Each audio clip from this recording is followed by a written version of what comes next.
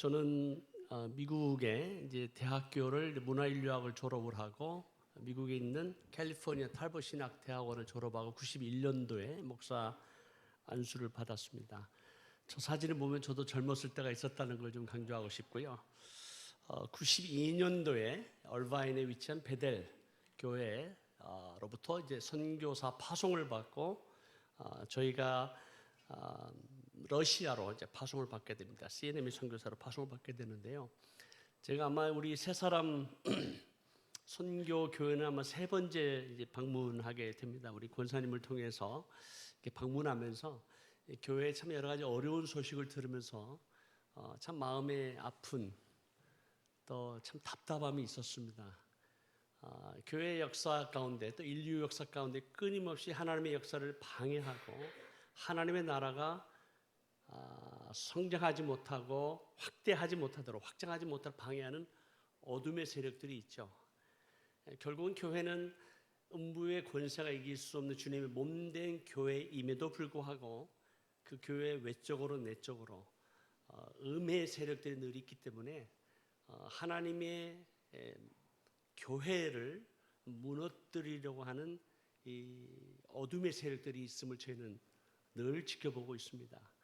그래서 여러분들은 그동안 참 힘든 과정 가운데 교회를 지키시고 또 주님 몸된 교회를 통해서 하나님의 영광이 드러나려고 하는 여러분의 어떤 귀한 영적 전쟁을 정말 마음으로 여러분 응원하고 또 축복하고 또 하나님께서 승리하실 것을 믿습니다.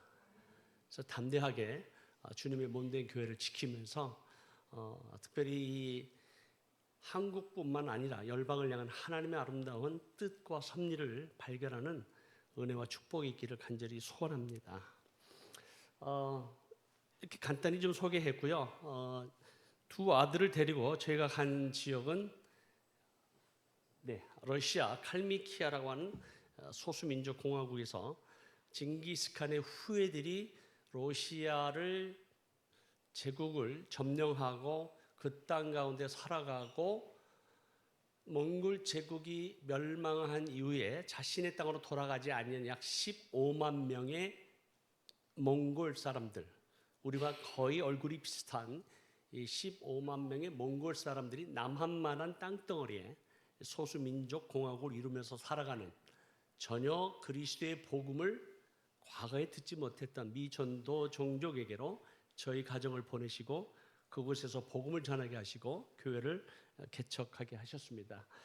남아불교를 믿는 몽골 사람들에게 복음을 전한다는 거 그리 쉬운 일은 아닙니다. 그럼에도 불구하고 하나님께서 은혜를 베풀어 주셔서 이제 교회가 개척이 되고 5개의 교회가 세워지는 놀라운 하나님의 축복을 경험하게 되지만 결국은 제 이름이 블랙리스트에 올라가게 돼서 추방을 받게 됩니다. 2002년도에 이제 터키로 오게 되고요. 그리고 이제 저희 가정이 이제 첫째, 둘째는 이제 결혼하고 둘째 이후에 15년 만에 누뜨기를 주셔서 이름을 요셉이라 하였습니다. 지금 대학교 2학년인데요. 지금 현재 손주가 셋이 있습니다. 할아버지라고 도저히 믿겨지지 않으시는 것 같은 반응입니다만 할아버지입니다. 오늘 하나님의 나라를 침노하라라고 하는 제목을 가지고 이제 여러분과 함께 은혜를 나누기를 원합니다. 하나님의 나라. 오늘 본문 말씀을 좀 같이 봉독하면 좋겠습니다. 마태복음 11장 12절 말씀인데요. 같이 봉독합니다. 시작. 세례 요한의 때부터 지금까지 천국은 침노를 당하나니 침노하는 자는 빼앗느니라. 오늘 여기 보면 이 마태복음 11장 12절 나와 있는 빼앗는다, 침노한다라는 단어가 그렇게 좋은 단어는 아닙니다. 부정적인 언어죠. 이 빼앗는 거는 남의 것을 쟁취하는 것을 말합니다. 그런데 하나님의 나라는 침노를 당해야 되고 또 침노하는 자가 이것을 빼앗아야 된다라는 이 구절을 해석하는 것이 결코 쉽지 않습니다.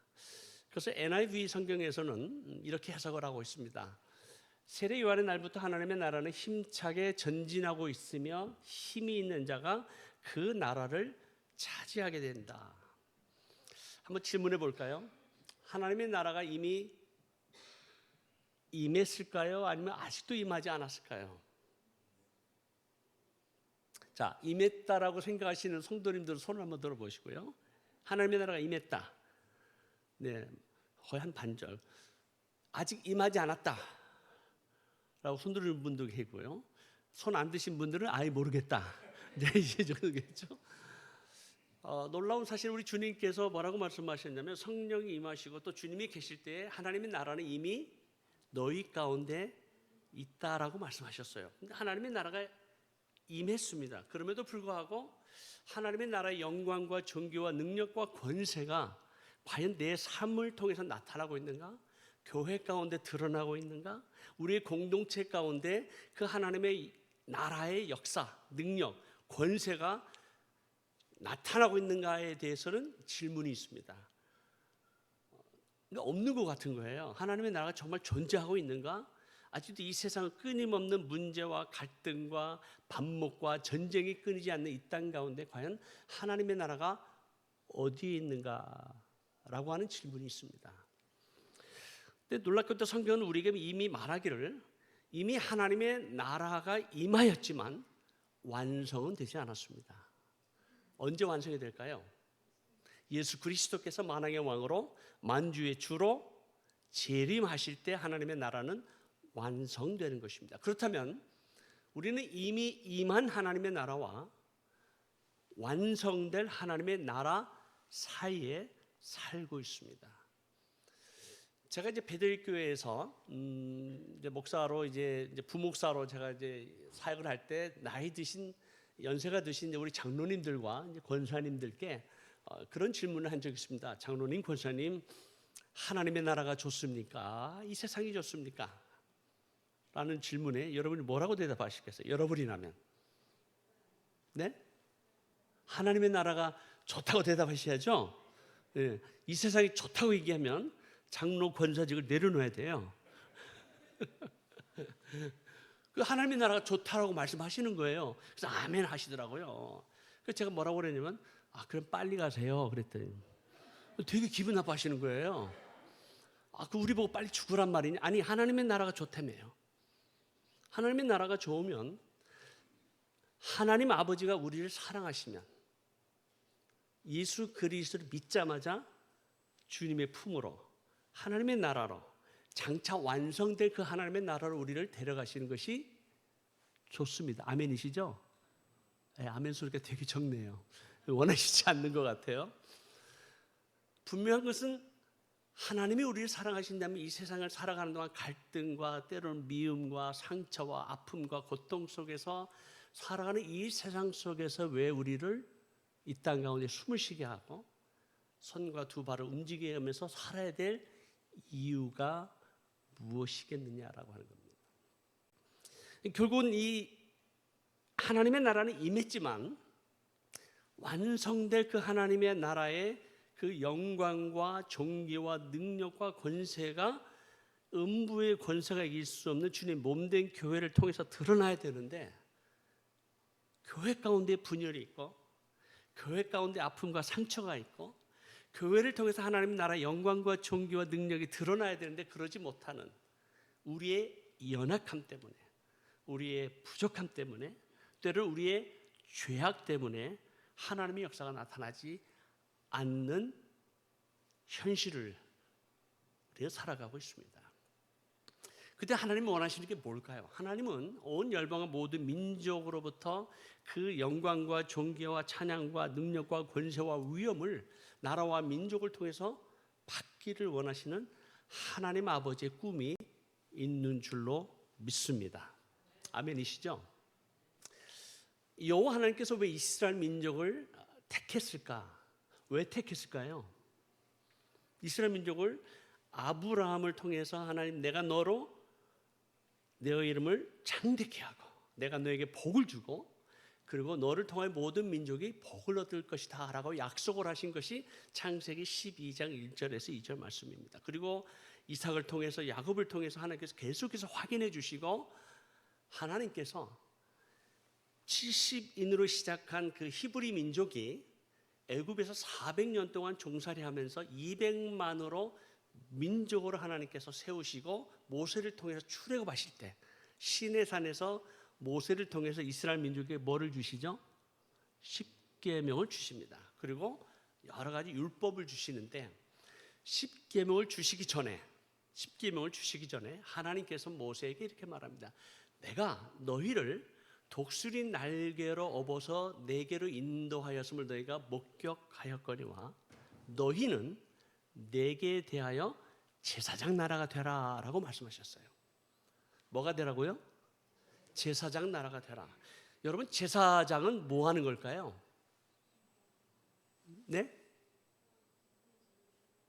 네, 우리의 죄를 이제 중보하고, 예, 맞습니다. 하나님과 백성 사이에서 중재하는 역할을 하는 것이 제사장입니다.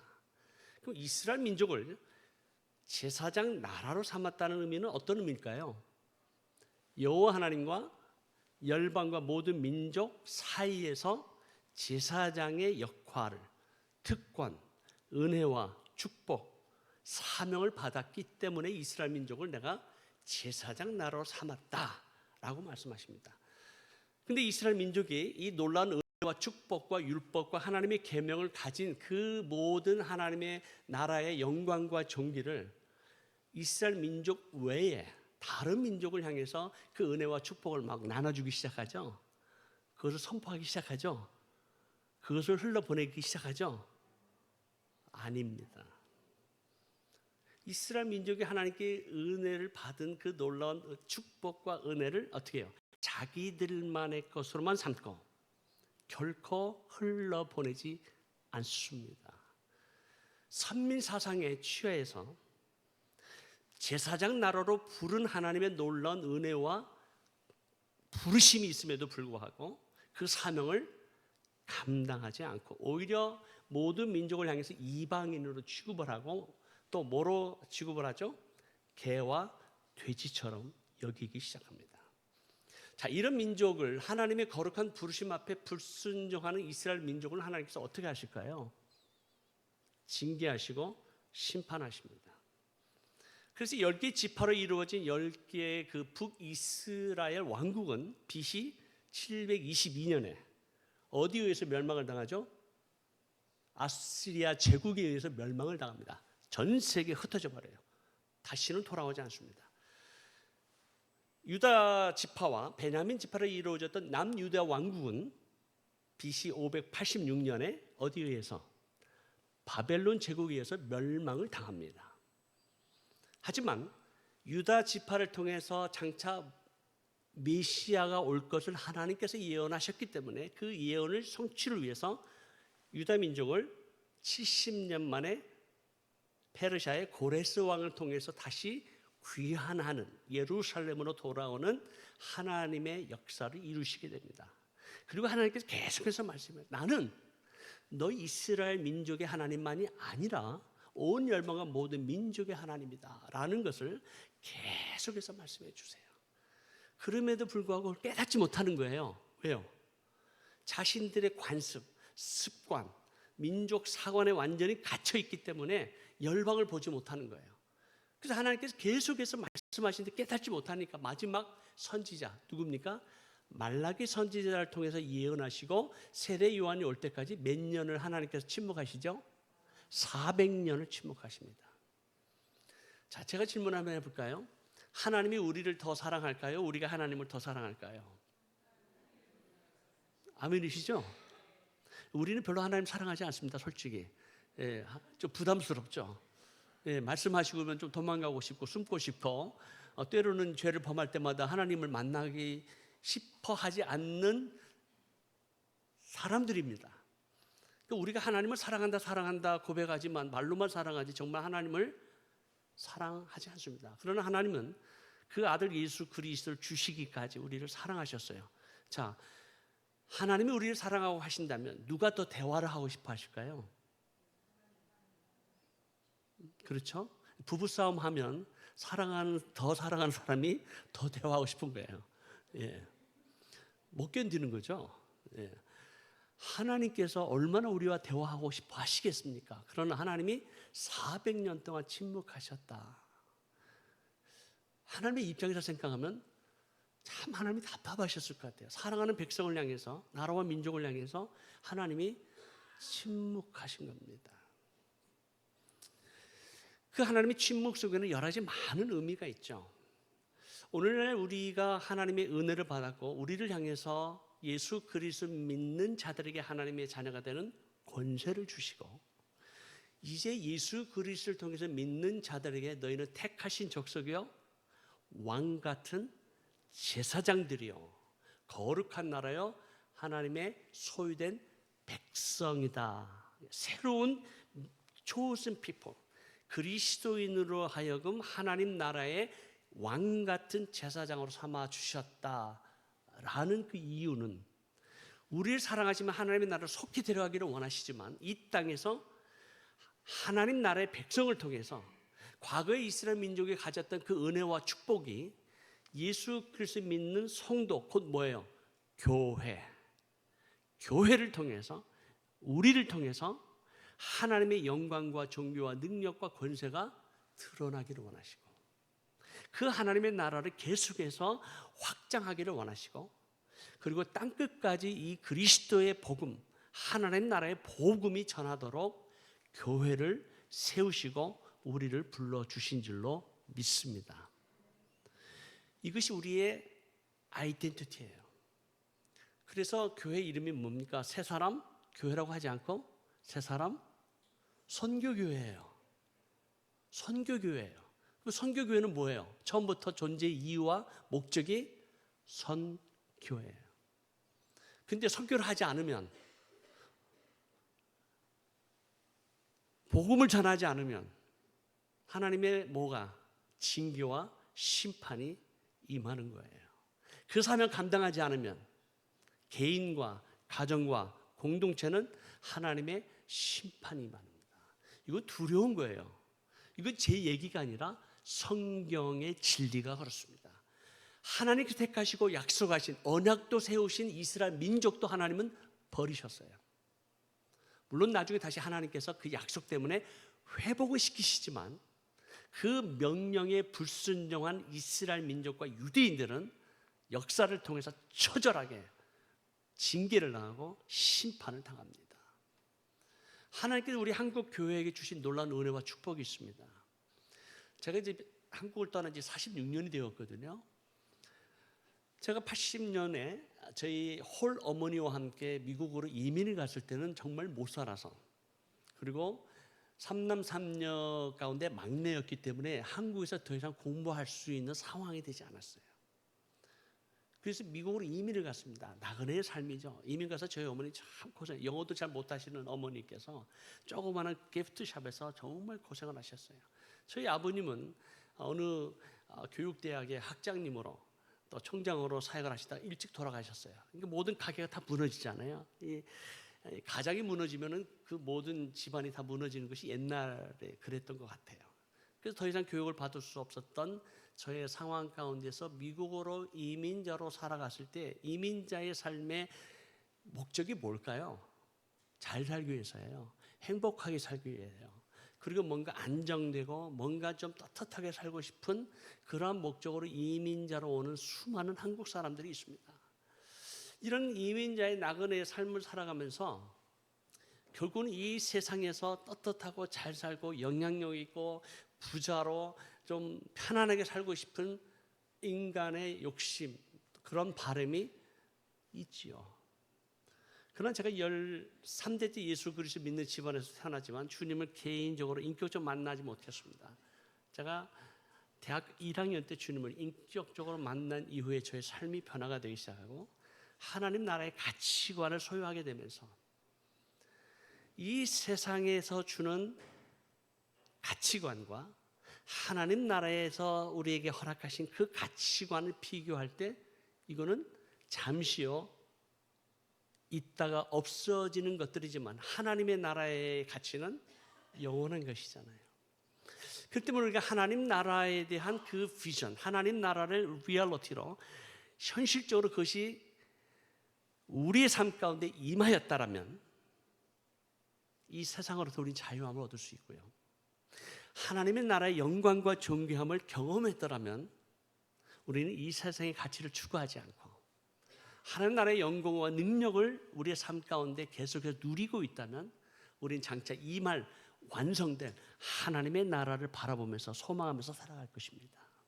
그래서 초대교회 성도들은요, 마라나타, 이 아람 언어로 우리 주여 타 오시옵소서라는 의미예요. 그 마라나타가 우리 주님 오시옵소서. 그래서 초대교회 성도들은 만날 때마다 마라나타, 헤어질 때도 인사할 때마다 마라나타. 뭐를 기다렸을까요?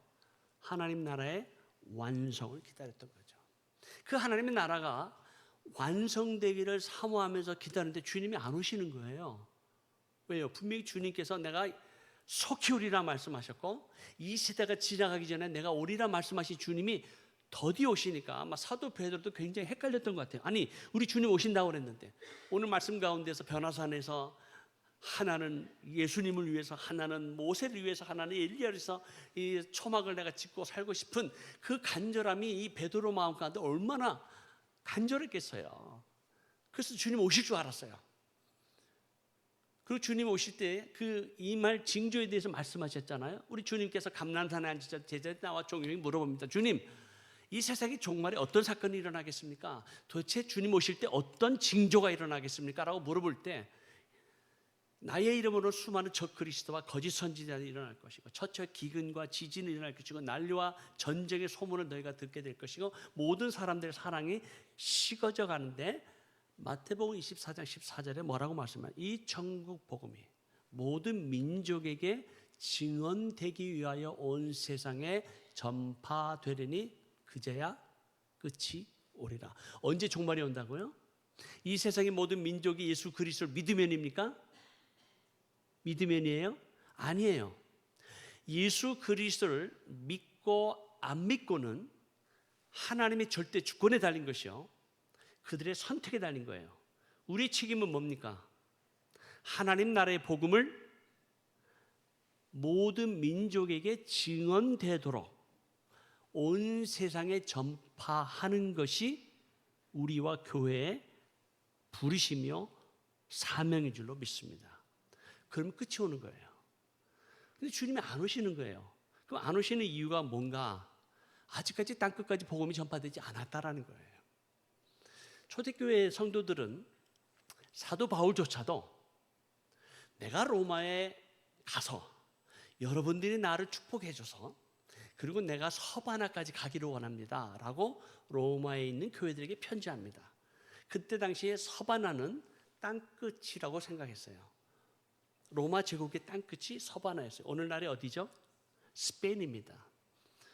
스페인 넘어, 그리고 로마 제국 넘어, 저 멀리 있는 극동에 있는 대한민국도 아직 그들은 알지 못했고 중국도 알지 못했어요. 로마 제국의 끝자락에 있는 스페인까지 복음 전하면 우리 주님 오실 것이다라는 기대감을 가지고 믿고 사도 바울은 서바나까지 가기를 원했어요. 그래서 서바나까지 갔습니까? 못 갔죠. 로마에서 결국은 순교하게 됩니다. 그리고 로마 제국의 결국 수많은 성도의 눈물과 땀과 헌신과 순교의 피를 통해서 로마 제국을 변화시키잖아요. 그래서 기독교 국가 됐다라고 생각한 거예요. 더 이상 복음을 전할 필요가 없다라고 생각한 거예요. 더 이상 우리에게 사명이 없다. 이미 기독교 국가 됐기 때문에 라고 믿었던 거죠. 그래서 교회의 본질, 교회의 사명을 교회가 잃어버리기 시작합니다. 결국은 어떻게 됩니까? 이제 개혁을 통해서 교회가 다시 한번 선교에 대해서 깨닫기 시작하고 윌리엄 캐리를 통해서 근대 선교가 시작이 됩니다. 세계를 향한 선교가 불과 200년밖에 되지 않습니다.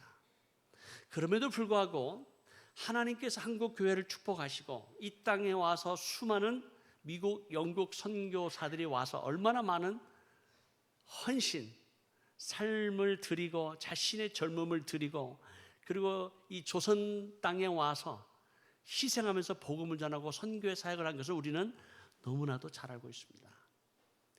그들이 얼마든지 편하게 살 수 있었고 얼마든지 떵떵거리고 안전한 삶을 살 수 있었지만 이 조선에 있는 한 작은 민족, 우리 한 민족을 향한 그들의 헌신과 그들의 선교의 사역이 없었더라면 우리는 복음을 전혀 과거에도 들을 기회가 없었을 것입니다.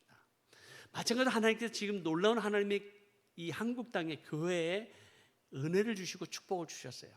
그러나 이 은혜와 축복을 왕 같은 제사장으로서의 사명을 감당하지 않는다면 결국은 한국 교회도 죄송한 얘기지만 하나님의 징계와 심판을 받을 수 있습니다. 우리는 그 역사를 통해서 우리는 그것을 보았습니다. 그렇다면 주님 언제 오시겠는가? 그 날과 그때와 그 시는 아무도 알 수 없습니다. 그러나 무화과 나무의 가지가 연해진 것을 볼 때 여름이 가까이 온 줄 알라라고 주님이 말씀하시면서 마지막 때의 징조를 바라보면서 주님 곧 오실 것이라고 하는 징조를 우리가 계속 보게 됩니다. 그것이 바로 중동 땅에서 일어나는 사태입니다. 여러분은 투르키예와 그리고 이란, 이라크, 시리아 그리고 지금 이집트와 지금 아라비아 반도에서 일어나는 여러 가지 많은 사태를 바라보면서 그냥 일어나는 사건이야 라고 생각하시면 뭐 그렇게 해석할 수도 있지만 어떤 정치적인 어떤 경제적인 원리에 의해서 지금 일어나는 모든 사건들을 세상적인 관점에서 해석을 하면 그렇게 볼 수 있습니다. 그러나 하나님 나라의 관점에서 보면 전혀 다릅니다. 지금 약 지난 10여 년 동안 하나님께서 이 중동 땅, 특별히 이슬람권에 있는 나라와 민족을 흔들고 계시고 수많은 전쟁 난민들을 흩어지게 하시면서 하나님께서 궁극적으로 이루시고자 하는 그 하나님의 뜻이 무엇인가, 하나님의 섭리가 무엇인가를 알고 깨닫는다면 우리는 이것을 준비해야 합니다. 특별히 터키 땅에 대해서 제가 이미 여러분들께 말씀을 드렸기 때문에 소개하지 않겠습니다만 다시 한번 반복하면 여러분 이란에는 이슬람 국가입니다. 지금 이란은 이슬람 국가에 지금 전쟁이 일어나고 있지만 그 이란에만도 예수 그리스도 믿는 성도의 숫자가 300만 명이 넘습니다. 몇만 명이요? 300만 명이 넘어요. 놀라셔야 되는 거예요. 이슬람 국가에 예수 믿는 성도의 숫자가 300만 명이 넘습니다. 이집트는요, 이슬람 국가입니다. 거기는 신정 정치예요. 그 이슬람 국가인 이집트에 예수 그리스도 믿는 성도의 숫자는 1,400만 명입니다. 별로 안 놀라시는 느낌인데요. 놀라셔야 되는 거. 와, 그래요. 와, 왜요? 1억의 인구 가운데 14%예요. 이집트에 예수 믿는 성도의 숫자가 1,400만 명입니다. 그 900만 명이 콥틱 교인이고 500만 명이 개신교 교회 성도예요.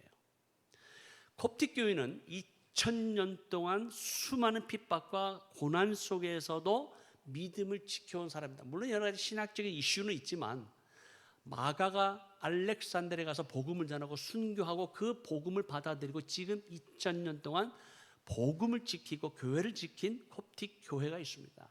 개신교 교회가 500만 명이에요. 그럼 터키는 초대교회 성도들의 눈물, 로마적으로 변화시켰던 사도 바울이 그 땅을 밟으면서 복음을 전하고 교회를 개척했던 누가가 목회하고 디모데가 에베소에서 목회하고 사도 요한이 목회하고 12사도들이 그 땅을 다니면서 복음을 전했던 이 아나돌리아, 오늘날의 투르키의 땅은 8,500만 명 가운데 예수 그리스도 믿는 성도의 숫자는 0.0005%예요. 10,000명도 되지 않습니다. 이것이 현실이에요.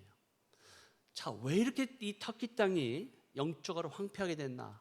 여러 가지 정치적인, 경제적인, 문화적인 이유가 있겠지만 이 땅을 사로잡고 있는 강력한 뭐가 있을까요? 사단의 진이 있기 때문입니다. 이 민족을 사로잡고 있는 강력한 어둠의 세력이 있습니다. 우리는 지금 영적 전쟁 중이잖아요. 지금 교회에서도 영적 전쟁입니다. 우리의 싸움은 혈과 육에 대한 것이 아니요 정사와 권세와 이 어둠의 세상 주관자들과 하늘에 있는 악한 영들이에요. 악한 영들은 사람들의 마음과 생각을 도적질하고 그들의 생각의 미혹의 영으로 교회를 대적하고 교회의 성도들을 음해하고 교회를 무너뜨리려고 하는 모든 그러한 세력들은 사람이 아니에요. 악한 영들이 역사하기 때문입니다. 마찬가지로 터키에도 무슬림을 보면 굉장히 착해요. 그러나 그 무슬림들의 생각과 마음을 다스리고 있는, 주장하고 있는 악의 영들의 세력을 우리는 봅니다. 결국 사탄은 이슬람이라는 종교를 통해서 수많은 영혼들을 도적질하고 죽이고 멸망시키는 도구예요. 그렇기 때문에 이슬람은 우리가 대적을 해야 됩니다. 그러나 어둠과 사막에서 신음하며 방황하는 무슬림들은 어떤 대상일까요? 그리스도의 복음을 들어야 될 대상이에요. 이슬람은 대적해야 되지만 무슬림은 사랑의 대상이에요. 우리가 왕같은 제사장으로서 이러한 복음의 사명을 가지고 무슬림들에게 다가가야 되는데, 여러분 무슬림 하면 일단 싫잖아요. 머리에 뿔난 도깨비 같고 한 손에는 꿀 하나 들고 한 손에는 그냥 칼을 들어서 막 우리를 잡아 죽일 듯이 달려오는 그 무슬림들에 대한 이 부정적이고 혐오감 때문에 그 누구도 이슬람권을 향해서 기도하지도 않고 복음을 전하려고 하지도 않고 복음을 들기 위해 선교사로 나아가지 않는 것이 현실이에요. 그렇다면 결국은 하나님께서 지금 이 중동 땅과 이 땅을 흔드시면서 뭐 하시냐면, 내가 흔들어 줄게. 수많은 전쟁 난민들이 흔들어 가서 복음을 들을 수 있는 기회를 줄게. 그러면 교회로서 해야 할 사명은 뭐예요? 우리는 그들에게 복음을 전해야 되는 거예요. 이것이 하나님께서 연합기도 운동을 통해서 이제 역사를 하셨는데요. 이거에 대해서는 제가 충분히 말씀을 드렸기 때문에 이미 들어가겠고요. 2010년에 우리가 기도를 통해서 이 2010년 12월 달에 튀니지아에서 우리가 알고 있는 아랍의 봄, 저스미 혁명이 일어납니다.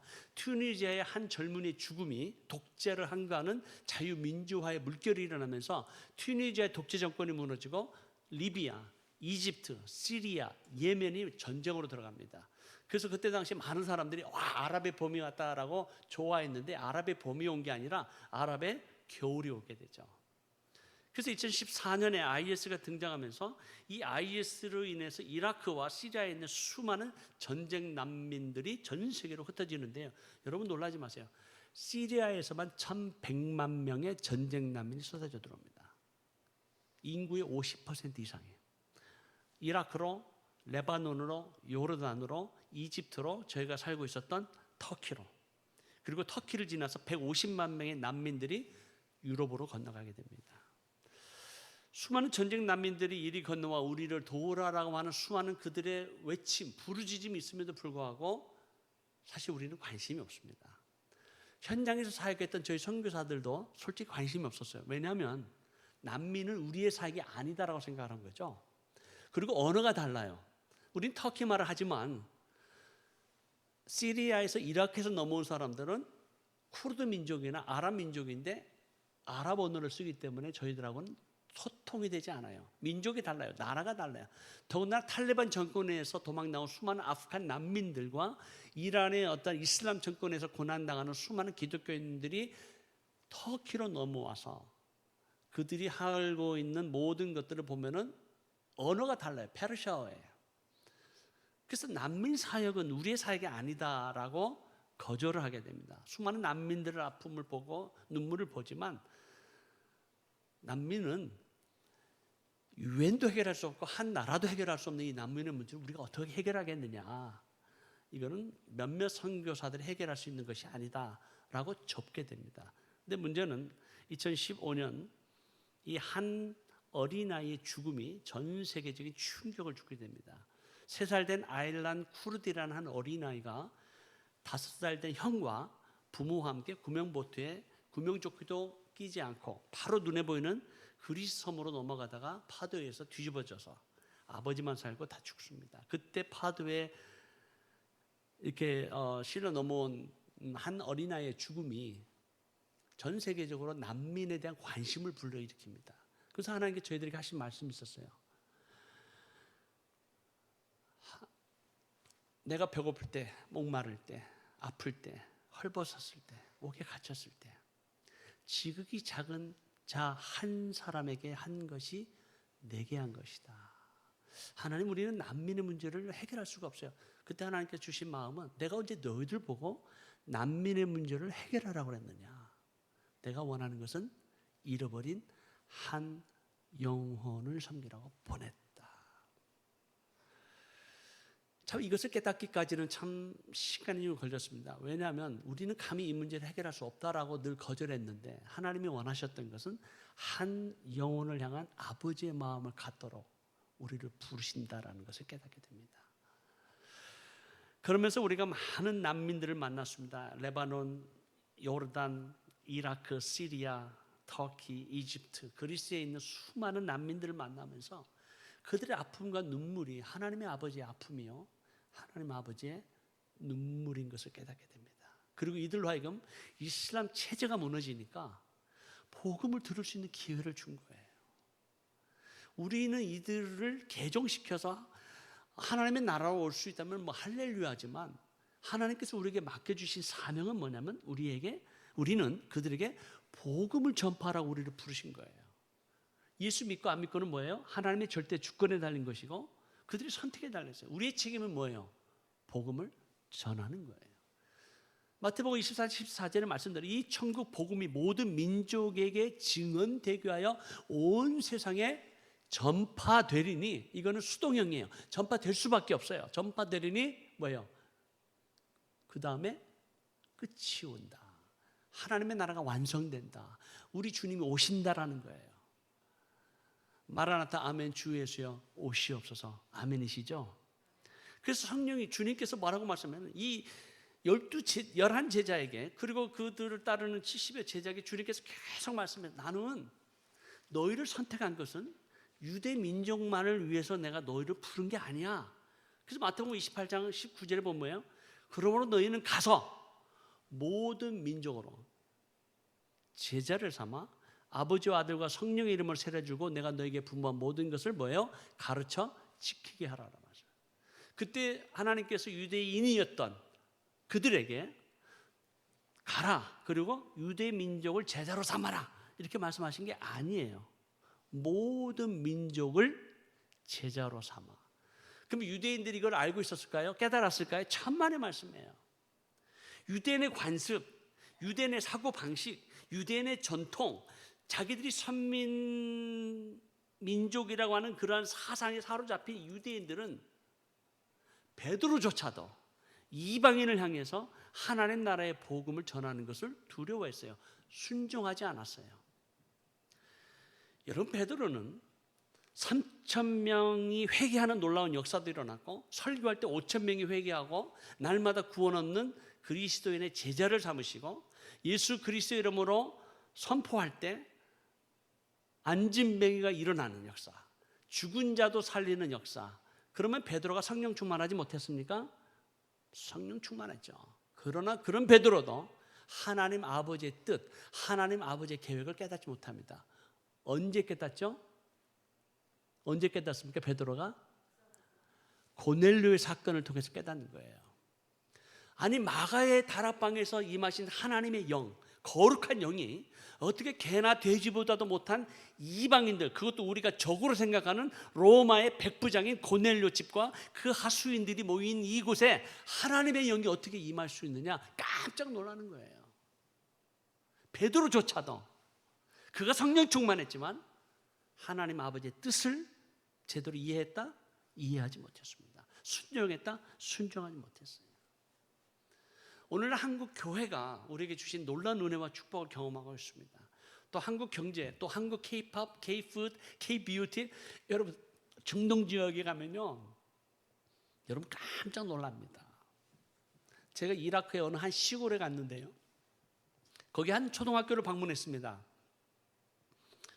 교장 선생님이 미국에서 온 한국 사람이라고 막 소개를 하는 바람에 애들이 우르르 몰려 나왔어요. 막 제가 마치 아이돌의 어떤 그런 젊은이 같이 생겨서 뭐 실망했는지 모르겠지만, 하여튼 뭐 머리가 허연 사람이 와 있는데, 막 한국 사람이니까 막 나왔어요. 그래가지고는 한 5, 6학년 애들이 와가지고 막 춤을 추는 거예요. 자기들이 핸드폰에다 음악을 틀고. 근데 이 음악이 어떤 음악인지 제가 알아야 말이죠.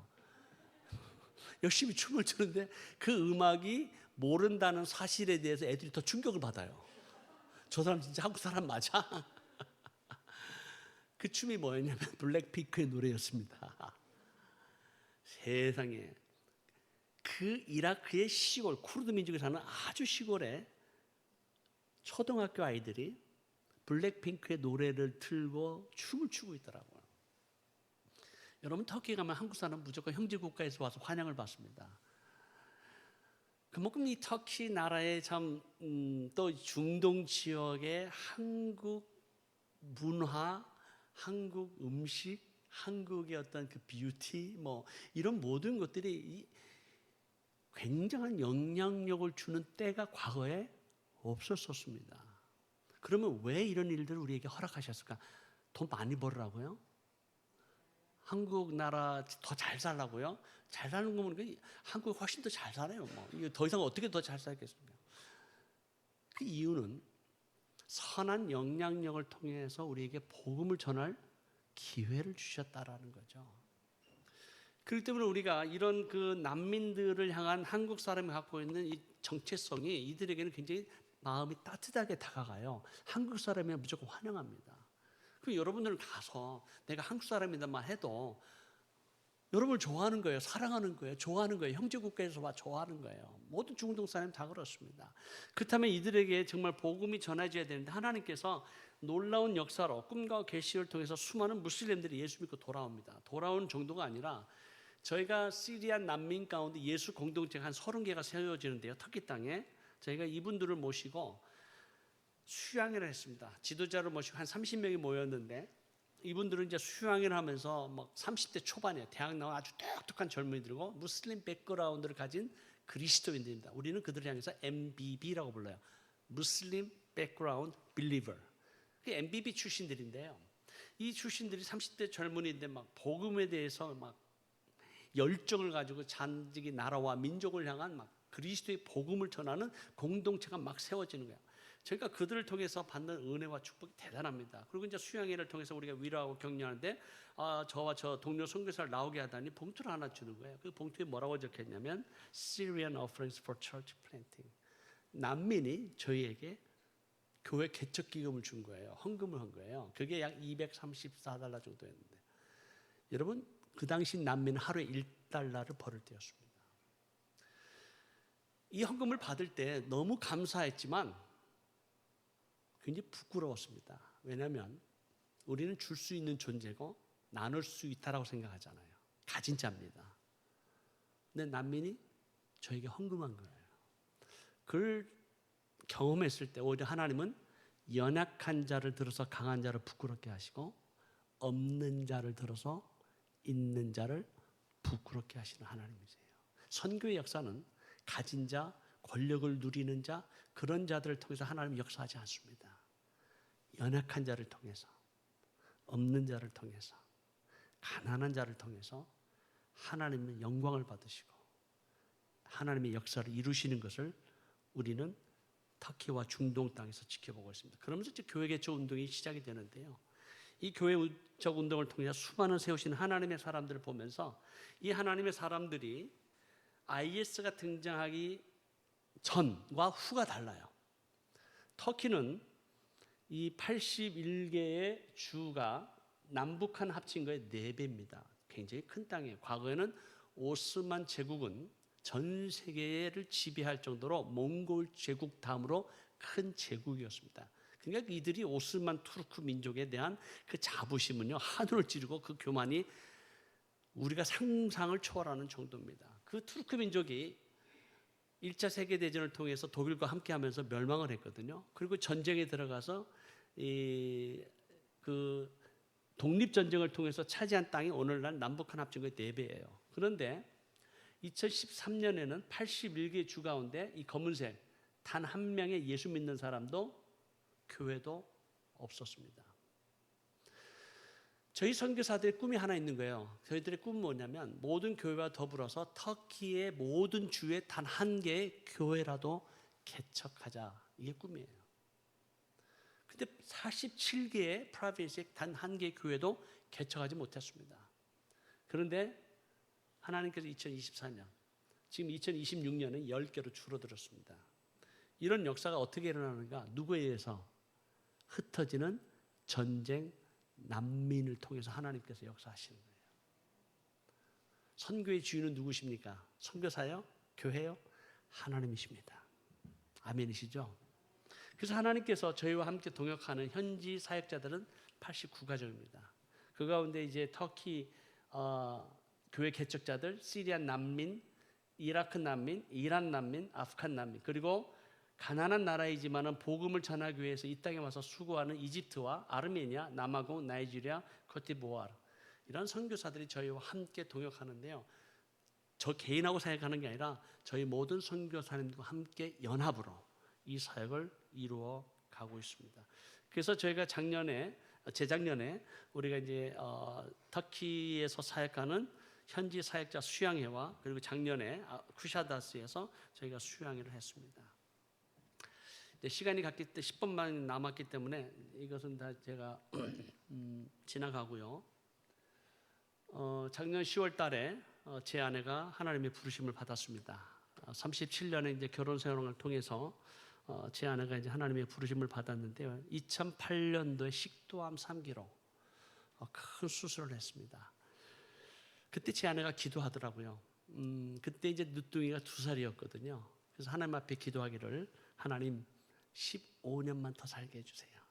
마치 히스기야의 기도처럼 우리 늦둥이 요셉이가 대학 갈 때까지만 살게 해주세요. 간절히 기도하더라고요.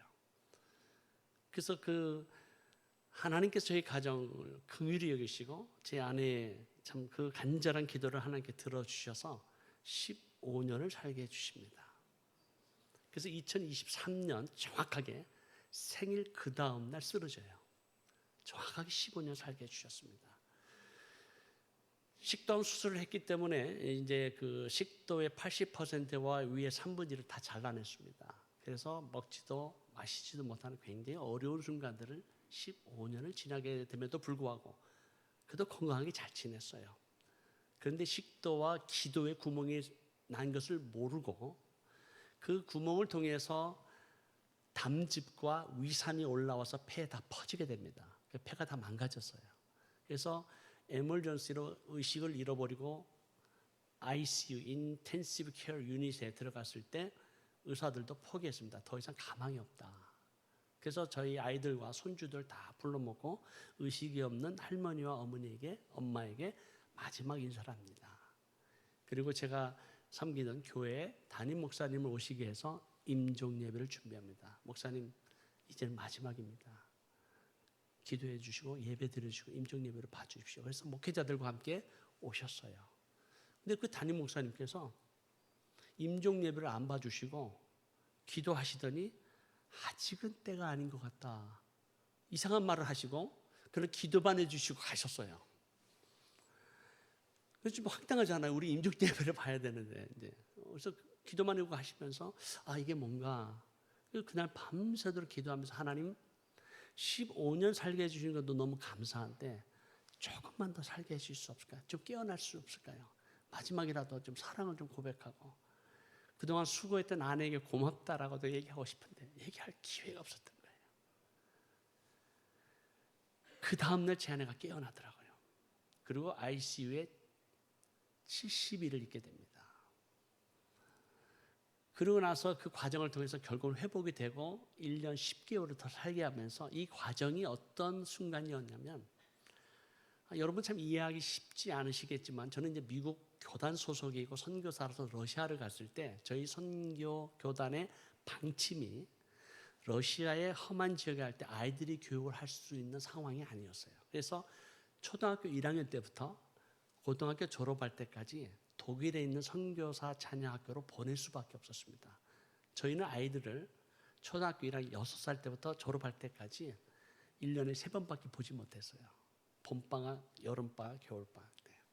그러니까 아이들이 성장하는 모습을 보지 못했던 거죠. 그러나 선교사로 당연히 우리가 치료해야 될 대가라고 생각했고 우리가 짊고 가야 할 십자가라고 생각을 했습니다. 근데 그것이 우리 아이들에게 상처가 되는 것을 전혀 몰랐어요. 아이들이 얘기하지 않았기 때문에 엄마 아빠한테 그거를 얘기하면 엄마 아빠가 힘들어할까 봐 첫째, 둘째 아이가 얘기를 안 했는데 아이들이 결혼하고 나서 엄마가 깨어났을 때 이 얘기를 하지 못하면 평생 자기들의 마음에 후회가 될까 봐 그 마음의 상처를 엄마에게 쏟아놓습니다. 엄마 아빠가 우리를 버린 것 같았다. 어벤던한 것 같았다. 그걸 제 아내가 알고 눈물을 흘리면서 아이들의 용서를 구합니다. 하나님의 나라를 위해서 우리가 선교사로 부름 받았지만 그러나 치러야 될 대가가 있습니다. 그때 부모와 아이들이 용서와 화해를 통해서 하나가 되는 기회를 주셨어요. 그리고 남편과 아내가 하나가 되는 은혜를 주셨어요. 참 행복했습니다. 물론 제가 아내를 사랑하지만 목사니까 선교사니까 늘 얘기하는 게 있잖아. 우리가 먼저 그의 나라를 구해야 되니까 우리가 짊어져야 될 십자가와 희생해야 될 건 당연하다고 생각합니다. 오히려 그게 영광이죠. 솔직히. 그러나 아내의 마음은 그게 아니었던 거예요. 힘들었던 거예요. 어려웠던 거예요. 그걸 좀 더 보살피지 못하고 좀 더 배려하지 못하고 좀 더 사랑하지 못하고 좀 더 섬기지 못한 못난 남편의 아픔이 있었던 거죠.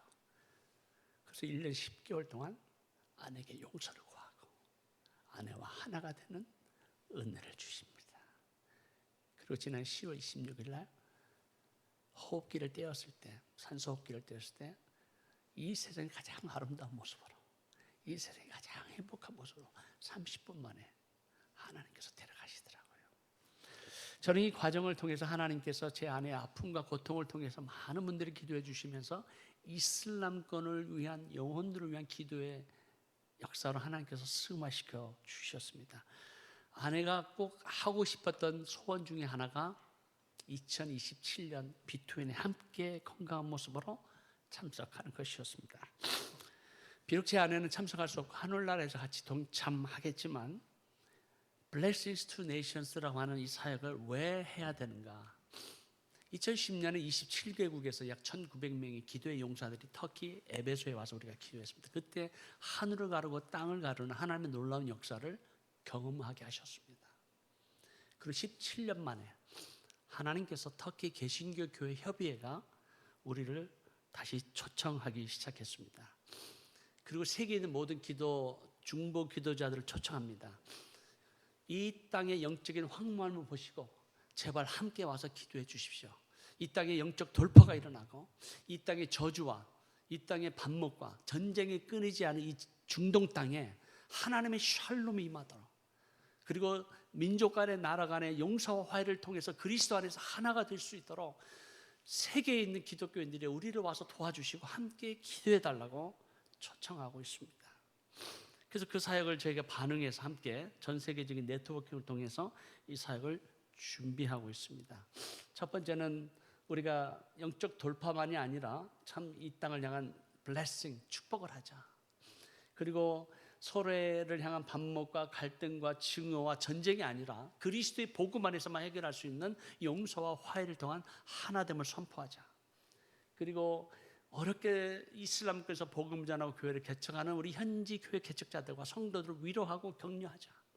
그리고 마지막으로 우리가 정말 2000년 된 이 로마 그 원형극장에서 우리 성도들이 함께 모여서 여호와 하나님을 찬양하고 경배하는 그러한 예배의 시간을 갖자. 이런 순서를 저희가 지금 준비하고 있습니다. 그래서 2027년 4월 22일부터 26일까지인데요. 튀르키예와 또 우리 난민교회 또 이슬람권에 있는 모든 성도들뿐만 아니라 전 세계에 흩어져 있는 우리 중보 기도자들을 초청하고 있습니다. 약 7,000명이 모이게 될 겁니다. 여러분들도 좀 함께 오셔서 함께 기도해 주시기를 진심으로 부탁드리면서 영상으로 마지막으로 이 시간을 마치도록 하겠습니다.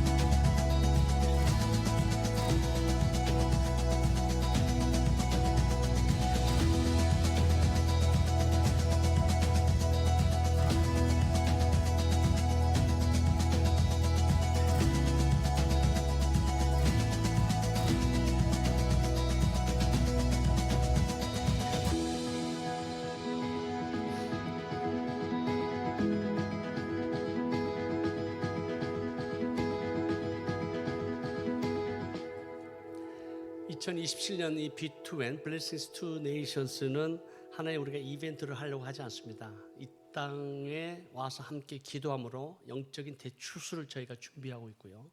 이 땅에 하나님의 마지막 때 하나님의 나라가 완성되는 넘어야 될 이슬람권을 향한 복음의 역사가 이제 한 챕터를 끝내게 하는 하나님의 놀라운 은혜의 또 역사의 현장이라고 저희가 믿습니다. 오셔서 함께 참여해 주시고, 우리 장로님 이거 좀 각 성도님들이 하나씩 좀 나눠주시고, 여기 자세한 정보가 있으니까요. 이제 시간이 됐기 때문에 질문을 받고 싶지만 이제 질문을 받을 시간이 없는 것 같아요. 그래서 저희 새사람 선교교회에 기도 카톡방이 있습니다. 그래서 내년에 오시기를 초청하지만 혹 못 오시더라도 기도는 해 주실 수 있으시잖아요.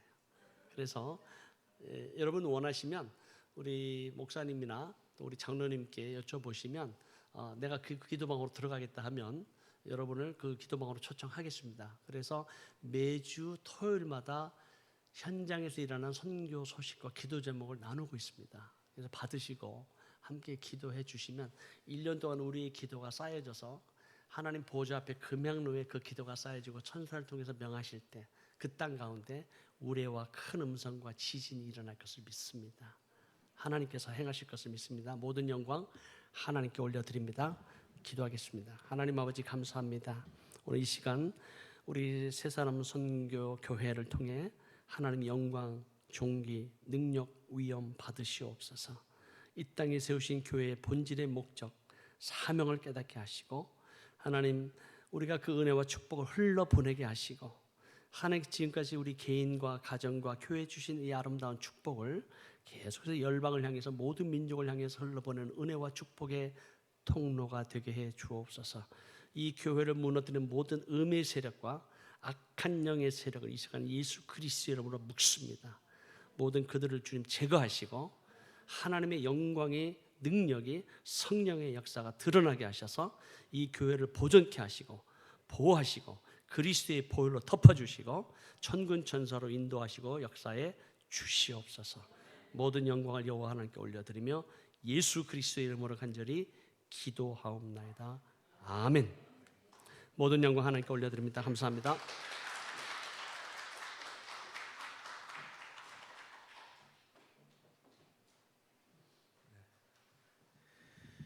제가 손님들 맞이하느라고 조금 늦게 들어왔는데 너무 귀한 강의 고맙고 감사합니다. Blessing to Nations, B2N. 우리가 많은 기도 제목 가운데도 열방을 향해서 우리 선교사님들 지원하고 기도로 또 함께하는 사역에 이렇게 같이 가게 돼서 너무 고맙고 감사하고요. 선교사님 이제 다시 미국으로 들어가신다는 얘기 들었는데 또 앞으로 준비하는 모든 것 하나님께서 순적한 길을 만나도록 허락해 주시면 고맙겠습니다. 질문이 좀 하나만 괜찮으실까요? 질문? 안 해도 괜찮아요? 네. 우리 선교사님 고맙습니다. 이렇게 또 언제 또 기도로 하니 또 만날 기회가 있을 줄로 믿습니다. 우리 같이 한번 우리 기도했으면 좋겠습니다. 같이 기도하고요. 제가 축도하고 마치겠습니다. 우리 선교사님과 사역을 위해서 또 공부하는 자녀들 또 그들의 앞길을 위해서 그리고 연합해서 진행하는 모든 앞으로의 이 과정을 위해서 그리고 내년 4월에 이루어질 대규모 기도 일이 이 땅에서 하나님 보호자로 나아가는 엄청난 사역이 되도록 하나님께서 사용해 달라고 우리 조그맣게 소리내서 한 2, 3분 동안 같이 기도하고 제가 마무리 축도하고 마치겠습니다. 기도하겠습니다. 하나님 아버지 고맙고 감사합니다. 이 오후에 귀한 선교사님 보내주셔서 하나님 아버지 이 땅을 향한 하나님의 거룩하신 뜻을 또 조금 더 알게 해주시고 함께 마음을 나누고 기도할 수 있도록 우리를 기도의 자리로 이끌어 주시니 감사드리나이다. 아버지께서 주신 귀한 사명이 이곳저곳에 참 많은데 교회를 곳곳에 세워주시고 선교사들을 곳곳으로 보내주시며 하나님 나라를 동시에 함께 이루어갈 수 있도록 이끌어 주셔서 감사드립니다. 먼 곳에서 가까운 곳에서 특별히 투르키예를 통해서 하나님 중동의 지역에 우리 이슬람 국가들을 복음화하는 놀라운 일들에 하나님 아버지 첫걸음을 또 다시 내딛는 이 거룩한 행진 가운데 함께해 주시기를 간절히 원합니다. 하나님 아버지 기도로 연대하고 또 주신 은혜로 나누며 하나님 아버지 하나님께서 쓰시는 복음의 능력이 우리를 통해서 드러나게 하여 주시옵소서. 교회에 참 할 일이 많은 것을 감사드리나이다. 우리가 든든히 서고 개인이 든든히 서서 흔들리지 않아야 교회가 흔들리지 않고, 그래야 교회가 힘을 연합해서 하나님 이 사회에 하나님께서 선한 영향력을 행사할 수 있사오니 주님께서 우리 한 사람 한 사람을 붙잡아 주시고 우리가 견고하게 서가며 하나님 아버지 교회를 통해서 선교를 통해서 주님의 역사가 일어나게 하여 주시옵소서. 하나님께서 선교사님을 꼭 붙잡아 주시고 또 자녀들을 축복하여 주시옵소서. 은혜 가운데 함께 주셔서 감사드리나이다. 복음이 쇠하지 않게 하여 주시기를 원합니다. 우리에게 주신 이 귀한 사명이 낡아지지 않게 하여 주시옵소서. 지금은 우리 주 예수 그리스도의 은혜와 좋으신 아버지 하나님 그 크신 사랑하심과 성령의 교통하심이 여기 우리 모두 위에 기도의 모든 앞으로의 과정 가운데, 그리고 이 선교단체와 또 이루어질 모든 일들 가운데 함께 하옵시기를 간절히 축원하옵나이다. 아멘. 고맙습니다. 우리 선교사님 박수 한번 해주시죠. 너무 고맙습니다. 네, 고맙습니다. 네. 고맙습니다. 네.